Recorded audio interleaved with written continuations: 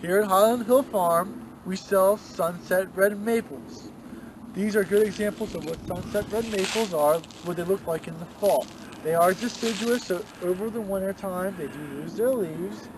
In the springtime they'll come out with nice green leaves, and in the fall their leaves turn real nice red color.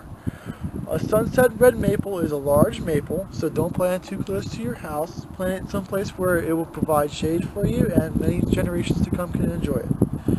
Here at Highland Hill Farm, give us a call and you can have us come out and deliver a plant, or you can pick up your own tree.